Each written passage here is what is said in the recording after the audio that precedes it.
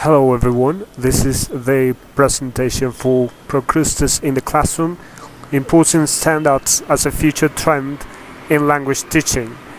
My name is Camilo Andrés Bonilla Carvajal and I am in behalf of Fundación Universitaria Unipanamericana from Colombia.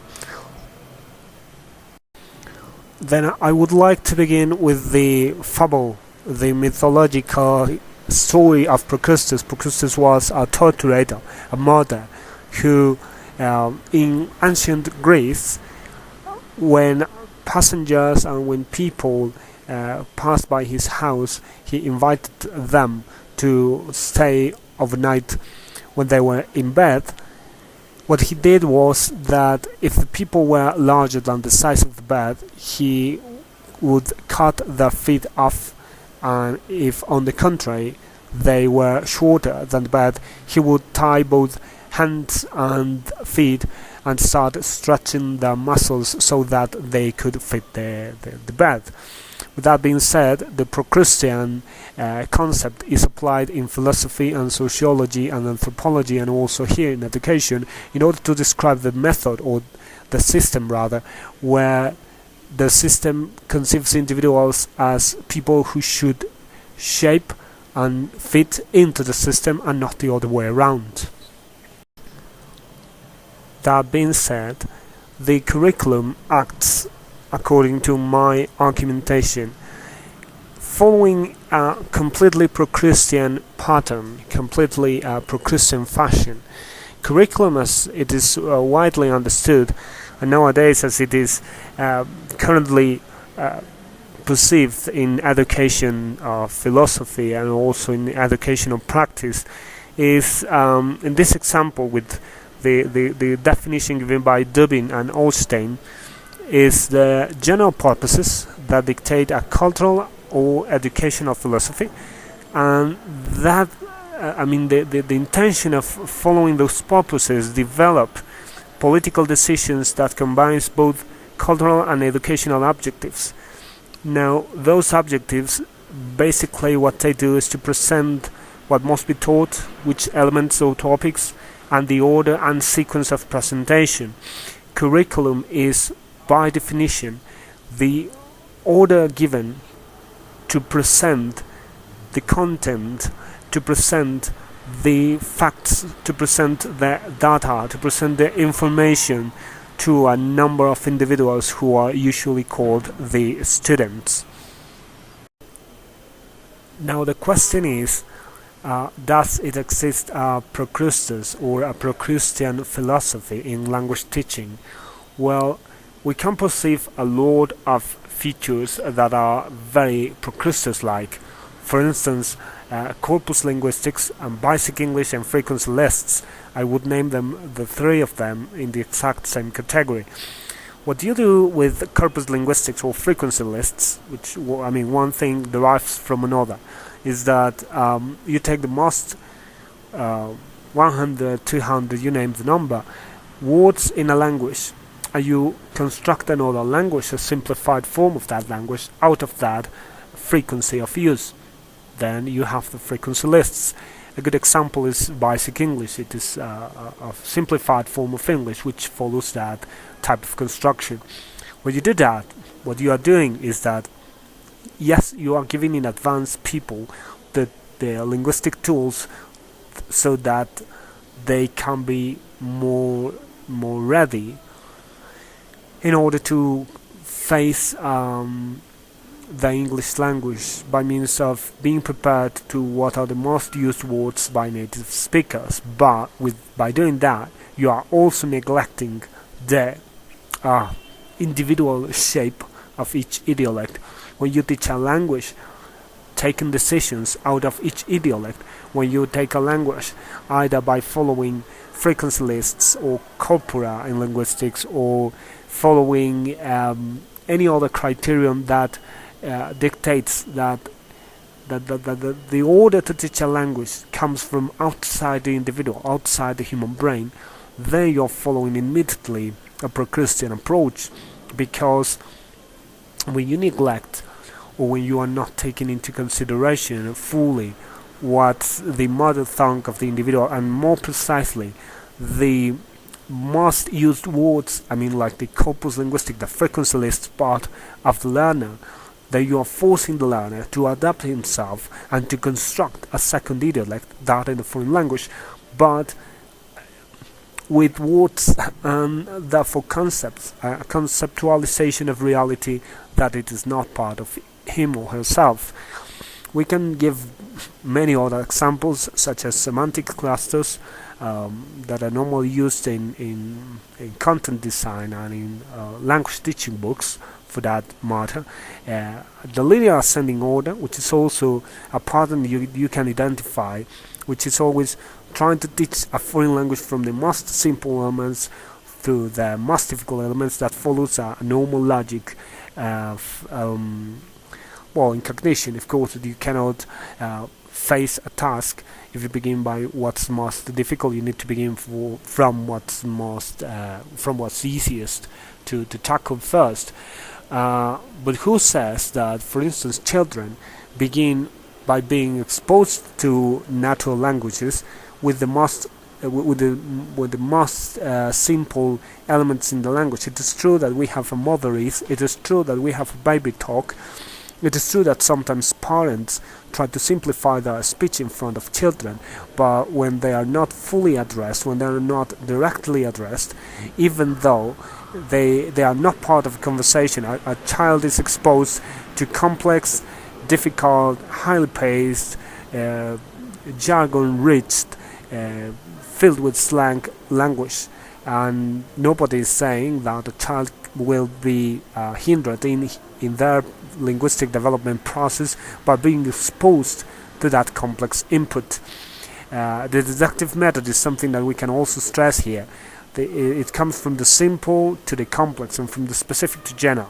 With these features that I'm following here, the corpus linguistics, basic English, frequency lists, etc., what you can perceive is that they are very popular in language teaching, they are very popular in content design, in curriculum development, and all of them are aimed at always giving an external order of acquisition, giving and dictating what the real steps in the ladder should be in order to learn a foreign language. That's curriculum, as we saw in the previous slide. Now the question is, doesn't that neglect a little bit the real nature of every individual? Doesn't it neglect, doesn't it deny the idiolect of each individual? Wouldn't it be that we have a different acquisition order, each one of us? Another good example comes from educational policies. Imported standards, such as the case of the Common European Framework of Reference, as it is convincingly argued against in this quote by Zarate and Alvarez. They are Colombian authors. They state basically that when you bring from overseas a standard, a yardstick, a criterion of measure, what you are bringing to is the very conception of how a foreign language must be taught and must be learned.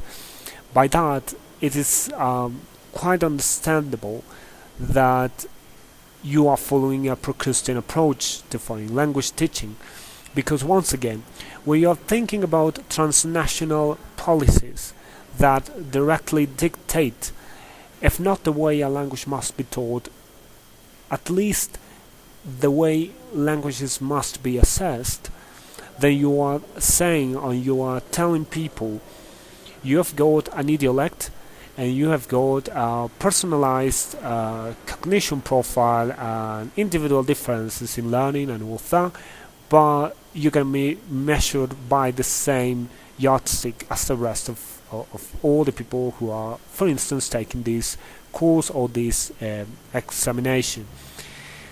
That is Procrustean in nature, because you are aligning different perceptions of language and different means to approach language and different linguistic needs based on different idiolects to one single uniform way of being measured and of being, of course, taught and to be instructed in the language. A good recommendation, though, would be to take into consideration the cognitive basis of each learner. I know it might sound a little bit utopic and probably far-fetched and idealistic, but as in this citation by Seul, 2002, normally the perspective in foreign language teaching, and normally in teaching in general, is the perspective that we don't have, or at least not too much in the modern present day, of medicine. It is not conceivable to bring into the same doctor's office 25 different patients and trying for different types of ailments or different types of diseases to try to apply the same medication or the same treatment. We know that is doomed to failure. But the thing is that in foreign language teaching, we've got in the same classroom different cognitive styles and different idiolects that would orient or that would guide the process of acquiring a foreign language, but we are treating them with one single, one-size-fits-all recipe.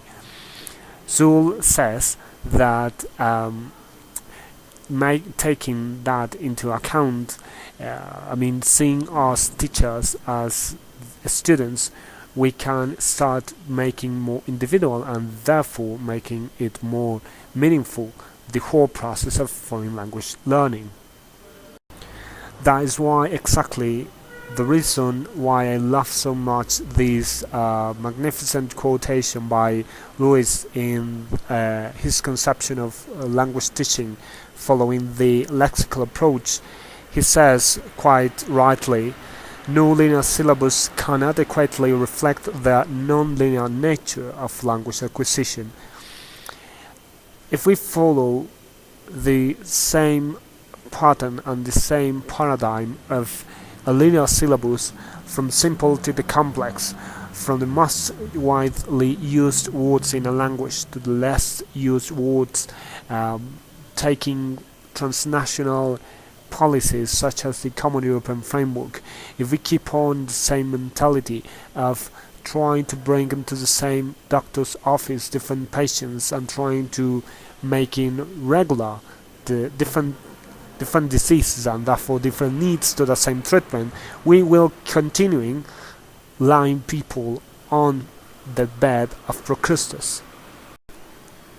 Finally, it might at the beginning perhaps not seem quite easily achievable, probably not very doable or not feasible at all, but taking that intellect in the whole equation of language learning and curriculum development and syllabus design, I think might enormously enrich the practice and especially the aims that we follow in language teaching. The intellect and the needs of each individual are a must to consider and to pay heed to when it comes to develop a language course. It is difficult though, because it requires teachers and practitioners and teachers that are also administrators or language course designers to think out of the box, to not thinking in solutions for a large number of individuals, that by giving them one single solution they can give us the maximum profit of a course and therefore making it profitable, the act of teaching languages. I think if we think beyond that, we can follow Thomas H. Huxley's quotation of every great advance in natural knowledge has involved the absolute rejection of authority. We need to reject those old paradigms, we need to start thinking outside of the box, and we need to step out of the Procrustes bed.